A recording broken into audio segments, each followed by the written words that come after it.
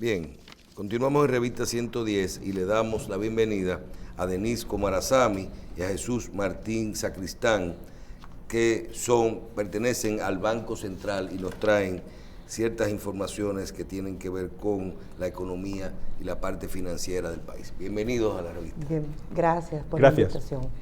Bueno, venimos a invitar a todo su público y al país en general a la 8ª Semana Económica y Financiera. Como le acabo de decir, es la 8ª versión ya de un evento que toma toda una semana y en el cual el banco invita a todo el sector financiero a participar y a mostrar sus avances en educación económica y financiera. O sea, es una semana donde todo el público puede ver los avances que cada institución financiera ha hecho pro la educación. No se busca comercializar ningún producto, no se busca ninguna venta, simplemente es una semana para aprender. Y este año tenemos más de 60 actividades que van pro la educación, que están en el programa. Y es bueno resaltar que nosotros estamos haciendo esta actividad adhiriéndonos a una fundación internacional que se llama Child and Youth Finance International, que busca la inclusión financiera de niños y jóvenes a nivel mundial. Entonces el banco, a partir del 2014, celebra en marzo siempre esta semana, buscando la inclusión, fomentar la inclusión de niños y jóvenes en el sistema financiero. Cuando se habla, doctor Sacristán, cuando se habla de educación financiera, y dicen, no perseguimos nada, no perseguimos productos ni nada, ¿a qué se refiere esas actividades? ¿A quién están llamadas y qué se llama educación financiera? Sobre todo, cuando dice irse adecuando a los nuevos tiempos. Sobre todo, porque los padres tienen que entender que la felicidad de sus hijos en muchos casos va a ser directamente proporcional a cómo ellos sepan manejarse con el dinero, incluso la felicidad de los propios padres. Y en la escuela, en los colegios, no se les enseña. Entonces, cuando se les entrega por primera vez una tarjeta de crédito, no la saben usar. En muchos casos ni siquiera entienden que da lo mismo que seas un médico para montar una consulta, o un abogado, o un contable, vas a tener que tener, como decía Manuel Luna, una empresa, y por lo tanto tendrás que tener un plan de negocio. Hemos de entender que con la evolución, que es lo que estás diciendo, yo ya me encuentro cada vez a más niños, más jóvenes, que están hablando de Bitcoin. Y entonces ellos asumen, y es una grave preocupación en el mundo, en estos momentos por parte de los educadores, que es dinero fácil y que aumenta de valor con mucha facilidad. Y te encuentras con... Claro, entonces son jóvenes que asumen esa cultura y entonces dicen Bitcoin. Hay que decirles, bueno, aunque se llame coin, no es una moneda, es un activo especulativo. Virtual, pero es un activo, no es una moneda. Lo que pasa es que lo hemos asimilado como una divisa, pero no lo es. Doctor, ¿qué tan preparado, y le voy a pedir excusa al licenciado Terrero, que qué tan preparado está o hasta dónde esa línea que hay entre lo que llegó para quedarse, porque indiscutiblemente usted habla de, uno ve cierta preocupación, cierta negatividad en algunos países como este con relación a ese tipo de actividades, por ejemplo, del Bitcoin o de lo que son las criptomonedas, pero por otro lado, a nivel mundial es una realidad. No podemos evitar que es una realidad. La semana pasada, en medio de la guerra, el presidente de Estados Unidos habló de la necesidad de un mercado digital, de una moneda del dólar digital y de la creación de la mejor fiscalización de todo lo que tiene que ver con esto de las criptomonedas. Sí. Entonces, esto llegó para quedarse. Cuando ustedes hablan de educación financiera, pero dentro de una entidad como el Banco Central que regula y que debe de tener cierta cuidado al decir, esto existe, esto funciona, irá entrando periódicamente al sistema porque esto se va a regular eventualmente, tendrá que regularse, pero tú tienes que tener cuidado con esto. ¿Cómo ustedes se manejan eso entre la conciencia y la razón? Bueno, primero había que distinguir entre lo que es una moneda o divisa digital pública y lo que es el Bitcoin. El Bitcoin es... O una criptomoneda. Es una criptomoneda que en realidad no es una moneda, pero es un criptoactivo. Yo creo que es mejor decir que es un criptoactivo. Y entonces se mueve bajo el elemento de oferta y demanda. Eso se creó a través de una computadora, ¿no?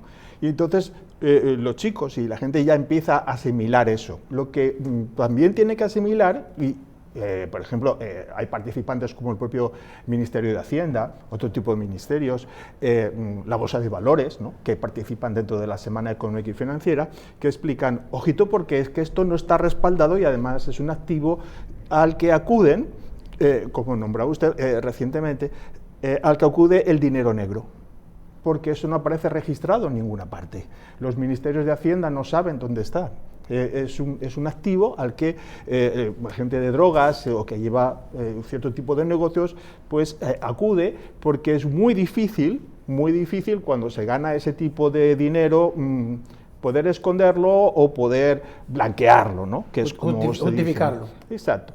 Es necesario que los niños desde jóvenes y desde pequeños y los jóvenes, ¿no?, empiecen a entender cuál es la dinámica de una moneda digital pública, que es la que viene, como ese dólar, ¿no?, el yuan, y otros seguirán después con el propio euro y otras monedas, a lo que es este tipo de oportunidades financieras, por decirlo de alguna parte, que son las que tientan a la gente, ¿no? Y ha funcionado bien. Y como usted ve, por ejemplo, y ya con esto es importante su opinión, no todos los días está en el programa.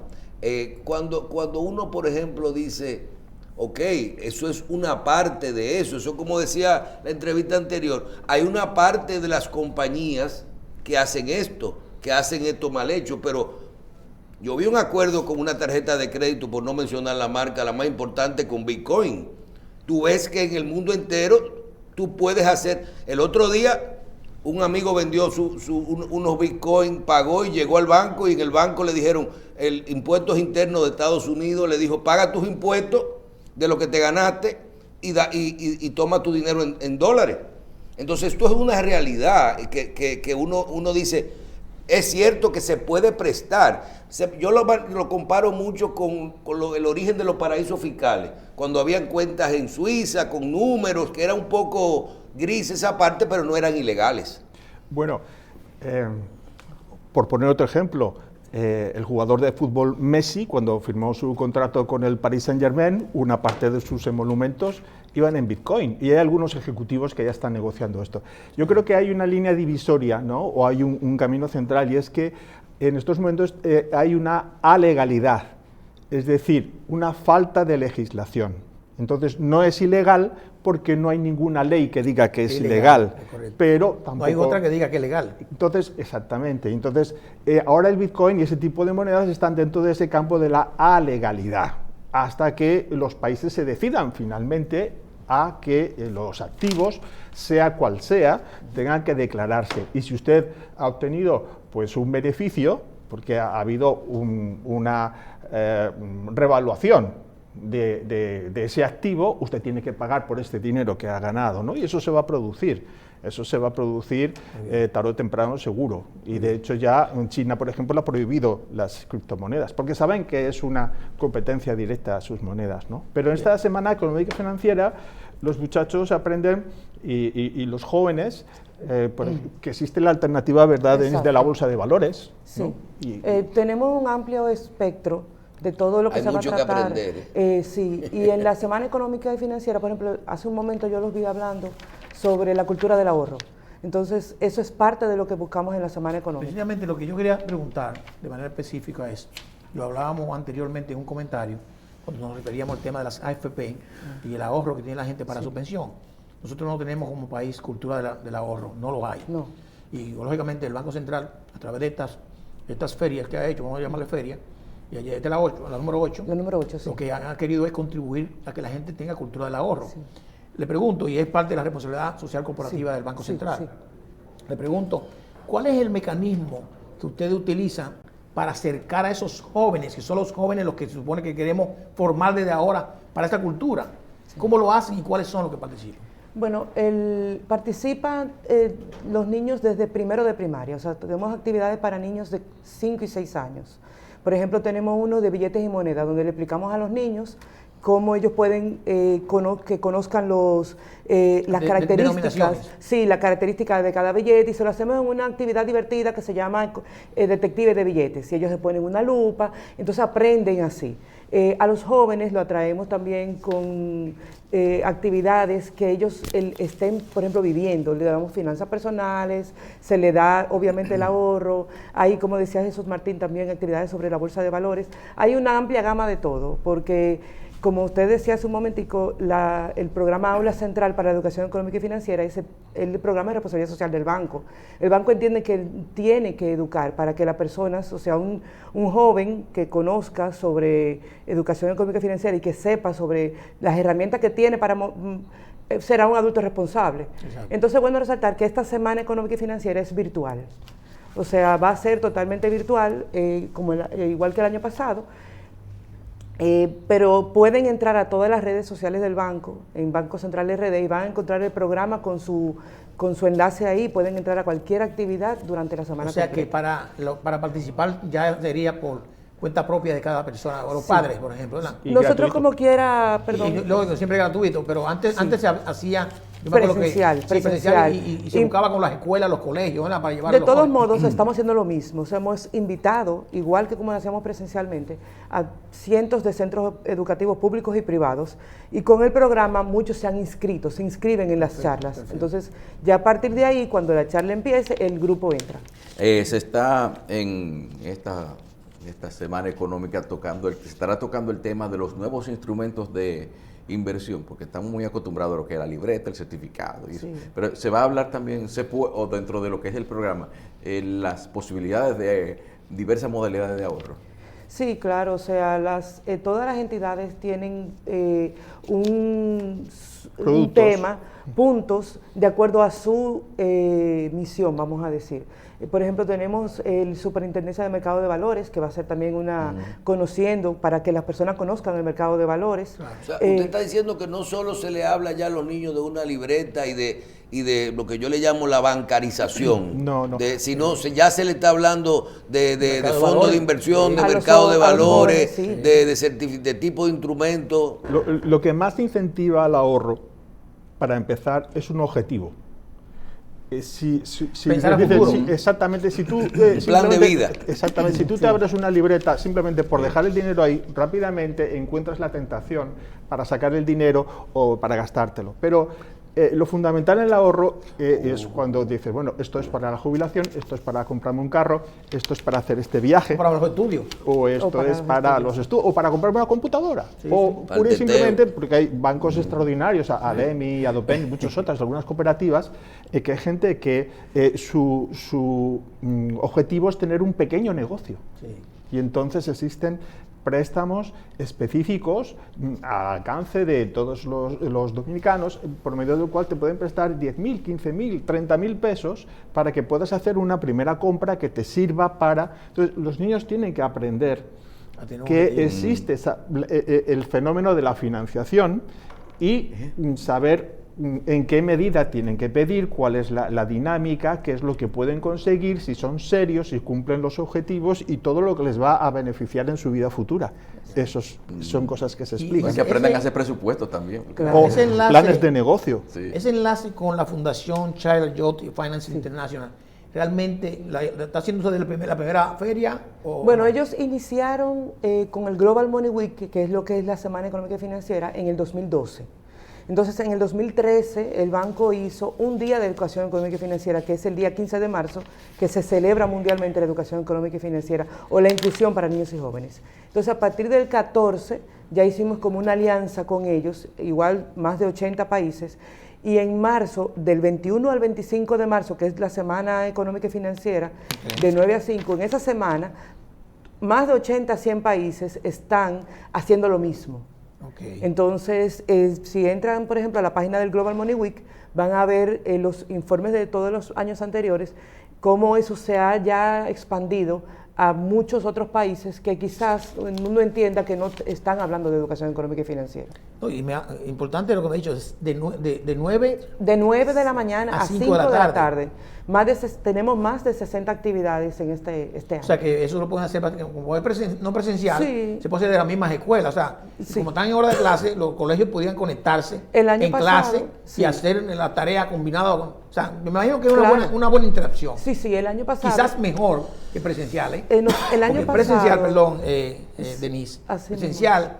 Tú mandas a los muchachos en una guagua y lo larga allá y comienza cada quien por su lado. Si tú estás en clase, en una clase con un profesor, vamos a conectarnos, vamos a ir y pueden inclusive definir lo que están diciendo ahí, sí, de manera específica. Así fue, la semana económica pasada nos forzó la pandemia a hacerlo virtual, pero nos dimos cuenta que tuvo una ventaja, o sea, se conectaron más de 12.600 personas. Exacto. Entre niños, jóvenes y adultos, porque hay temas que son más del grupo de adultos. Claro. Pero nos vimos, luego de cuando vimos las estadísticas, dijimos, bueno, pero, o sea, virtual, como usted dice, la profesora dice, hoy vamos a ver la charla de la ballenita tal, a los niños del Banco de Banreserva, a los niños de primero de primaria, y los conecta. Ellos están pendientes a eso. Entonces, ya la Semana Económica y Financiera ha tomado un auge, vamos a decir, que inclusive entidades financieras esperan la semana para lanzar productos, como lo ha hecho el Banreserva, lo ha hecho el Popular, nosotros mismos como Banco Central también lo hacemos. Entonces, ya tiene su público y genera mucho interés. ¿Las AFP van a participar? No, solamente participan entidades financieras. Entidades financieras, toda la superintendencia, los ministerios y la banca comercial. Sí, pero ahí hay una conexión, por ejemplo, sí, Banco Central, Ministerio de Hacienda, que son emisores de deuda y que los AFP compran para incentivar a la gente a conocer, porque hay un tema ahora presente en el momento, que es el tema de los fondos de pensiones que han sido afectados por un problema de tasa y un problema de intereses. Sí. Eso debe también conocerse de una forma, aunque no sea la AFP, pero desde el punto de vista financiero. Sí. Bueno, desde luego, conocer la dinámica de los fondos de pensiones que ahora son muy atacados, pero realmente es difícil conseguir una enorme pensión, una pensión cercana a lo que tú estás trabajando con unas aportaciones pequeñas. Bajas, y un tiempo de cotización. Eso habría que explicarlo, pero existen otras opciones y para que la gente sepa que no cuente solamente con ese fondo de pensión, sino que tiene que tener, ¿no? Pero el Banco Central tiene una especial vocación y es que los niños empiecen a aprender un lenguaje, y los jóvenes, que es el que sale por los medios de comunicación. Los medios de comunicación son a veces demasiado prolijos y complicados y dan por entendido que la gente entiende demasiadas cosas cuando luego no las entiende. Entonces la gente se produce un efecto de rebote y se desconecta. Los niños tienen que aprender pronto lo que es la inflación, es el segundo. Pero también es el deber de las autoridades explicarle a la gente en su lenguaje, en su lenguaje cotidiano. Y llano. Sí, mira, yo te voy a decir algo, yo manejo muy bien la ley del fondo de pensiones, la de seguridad social, completamente bien. Y te voy a decir algo, eso de la reducción ahora, por ejemplo, de la que nosotros vamos a hablar de eso hoy, del portafolio, por temas de tasa de cambio, tendremos que explicárselo técnicamente a la gente, ¿verdad? Efectivamente. Pero tendrá que tener base. Bien, finalmente, Denise, ¿nos puede hacer una invitación final? ¿A quién está dirigido? ¿Cómo se participa de esta Semana Económica y Financiera? Bueno, ya para finalizar, sí sería bueno que entren a las redes sociales del banco, Banco Central RD, ahí van a ver todo el programa de la Semana Económica, está dirigido a todo público, desde niños de 6 años hasta adultos en general, y es del 21 de marzo ahora al viernes 25 en horario de 9 a 5. Ahí pueden participar, cualquier duda o inquietud pueden también llamar al Departamento de Comunicaciones en el Banco Central y allá le damos mayor explicaciones. Solamente hay que inscribirse. Un pequeño apunto. Sí, lo pueden ver por Zoom y lo pueden ver por YouTube. Okay. Buscando Banco Central RD es fácil. Si y luego de que termine la semana, ya después del 25, todas las charlas, todo va a estar grabado en el YouTube del banco. En el YouTube del banco. Está muy bien. Bien, vamos a agradecer a Denise Comarazami y a Jesús Martín Sacristán que vienen a invitarnos a esta semana económica y financiera que realiza el Banco Central de la República Dominicana. Muchísimas gracias por estar con nosotros. Vamos a una breve pausa y les vamos a hablar ahora, en un momentico, el señor Terrero, sobre lo que ese problemita que usted percibió de su disminución en el fondo, a qué se debe y si está justificada, lo veremos en un momentico.